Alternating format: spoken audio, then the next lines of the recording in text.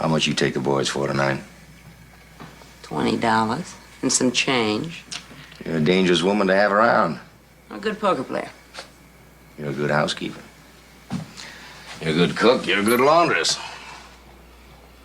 What else you good at? I've taken care of myself.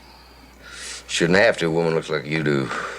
Oh, that's what my ex-husband used to tell me. Before he took my wallet, my gasoline credit card, and left me stranded in a downtown motel in Albuquerque, New Mexico. What'd you do to make him take to the hills? You wear your curlers to bed or something? Ed's a gambler. He's probably up at Vegas or Reno right now, dealing at night, losing it all back in the daytime. Oh, man like that sounds no better than a heel. Aren't you all? Honey, don't go shooting all the dogs, 'cause one of them's got fleas. I was married to Ed for 6 years. The only thing he was ever good for was to scratch my back where I couldn't reach it. You still got that itch? Off and on.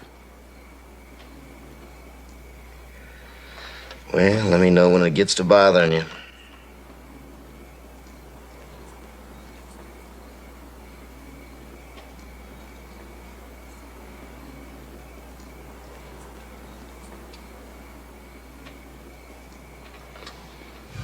What's up, movie gang? Thanks for dropping in to the latest episode of Lights, Camera, Classics. I'm your host, Movie Man Gary. Okay, picture this. It's 1961, jazz is cool, cigarettes are everywhere, and there's a guy in a smoky pool hall who just oozes charisma. His name? Paul Newman. And no, he's not just the face on your grandma's salad dressing bottle.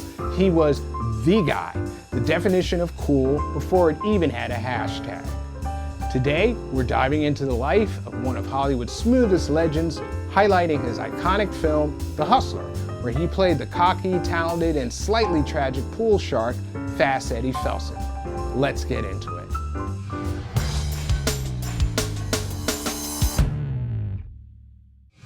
Paul Newman was born in 1925 in Ohio. Yeah, Midwest vibes.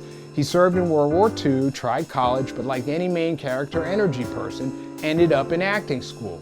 But not just any school, the Actors Studio, where he trained alongside people like Marlon Brando and James Dean.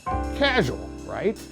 His big breakout, Somebody Up There Likes Me, released in 1956, where he played a boxer. But what made Newman stand out wasn't just the classic Hollywood jawline or those stupid blue eyes. He brought depth, vulnerability. You could root for him and be intimidated at the same time. Fast forward to the 60s and 70s, and dude's racking up hits. Cool Hand Luke, Butch Cassidy and the Sundance Kid, The Sting. He's like if Ryan Gosling and Robert Redford had a baby with the fashion sense of Steve McQueen. All right, now let's talk The Hustler. This is the movie where Paul Newman doesn't just act, he becomes a whole mood. Your shot. You miss?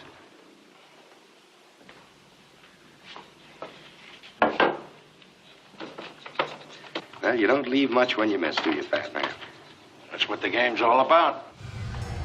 In The Hustler, Paul plays Fast Eddie Felson, a young, super talented pool player who's cocky as fuck and wants to beat the legend himself, Minnesota Fats. Who's Minnesota Fats? Just Jackie Gleason being smooth as butter with a cue stick. And if you don't know Jackie Gleason, I beg you to go peep The Honeymooners or Smokey and the Bandit. He is great. Geez, that old fat man. Look at the way he moves, like a dancer. Well, cross-eyed. And those fingers, them chubby fingers. That stroke. He's like he's playing a violin or something. The Hustler isn't just about pool, though. It's about ego. It's about chasing greatness and realizing that talent without control is just a crash waiting to happen. Fast Eddie starts out thinking he's the hottest thing on two legs, but after getting wrecked by Minnesota Fats and spiraling through self-doubt, drinking, and toxic vibe, he's forced to level up, mentally, emotionally, and as a man. Is he a winner? Well, he owns things. Is that what makes a winner? Well, what else does? Does it bother you what he said? Yeah. Yeah, it bothers me a lot. And shout out to George C. Scott, one of my all-time fave actors, who plays Bert Gordon, a slick, manipulative manager who's basically the walking embodiment of late-stage capitalism. He offers Eddie success, but at a price. The movie is low-key a morality play, but wrapped in a smoky aesthetic and mid-century cool.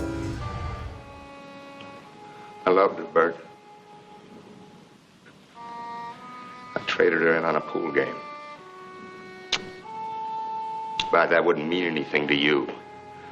Because who did you ever care about? Just win. Win, you said. Win. That's the important thing. You don't know what winning is, Bert. You're a loser. What made Newman hit differently was the fact that he was never trying too hard. He had that unbothered confidence, but you could also tell he felt things. He wasn't afraid to be vulnerable. In The Hustler, you see him unravel, and it's raw.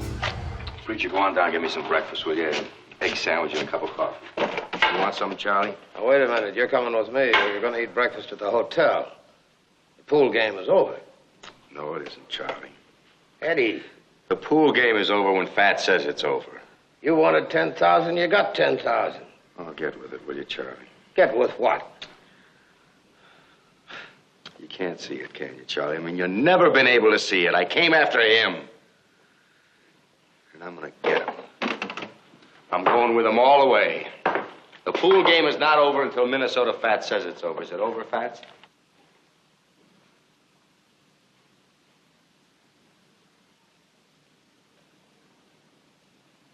I'm gonna beat him, mister. I beat him all night, and I'm gonna beat him all day. Later in his career, Newman kept proving he wasn't just a pretty face. He earned an Oscar, finally, for The Color of Money in 1986, playing an older, wiser version of Fast Eddie. Full circle moment. Martin Scorsese directed it, Tom Cruise starred it, and yes, it's worth watching too. Dude won just one Oscar, but was nominated for 9. 9! Also, the man was a real one off screen. He founded Newman's Own, a food company that gives 100% of profits to charity, like over $500 million donated. Imagine Ryan Reynolds doing that with aviation gin. So why should you care about Paul Newman in 2025? First, the man had Riz before the internet invented the word. His characters were always layered. Hot but sad, cool but flawed. That's literally the blueprint for today's favorite anti-heroes. Second, The Hustler is still relevant. Swap out pool for streaming, TikTok fame, or crypto bro culture, and it's still a story about chasing greatness, burning out, and learning who you actually are. Plus, the cinematography slaps. It's shot in black and white, but it's not dusty. It's stylish, moody, and vibes so hard. Seriously, if you're into aesthetics, it's giving Depression Core meets indie noir vibes, and that is so Hollywood. Paul Newman walked so today's icons could run. He brought heart, swagger, and soul to the screen. And The Hustler? That's one of his most powerful roles. If you haven't watched it yet, grab some popcorn, turn your phone on, do not disturb, and get ready to watch a masterclass in acting, cinematography, and pool. You'll thank me later. Being cool isn't about how you look, it's about how you carry yourself. Paul Newman, he carried it like a legend. Well, that's a wrap on the great Paul Newman. Don't forget to like, subscribe, and hit that notification bell so you don't miss another episode. Please comment below and let me know what classic Hollywood superstar I should cover next. I'm Movie Man Gary, and remember, what we've got here is failure to communicate. Some men you just can't reach. So you get what we had here last week, which is the way he wants it.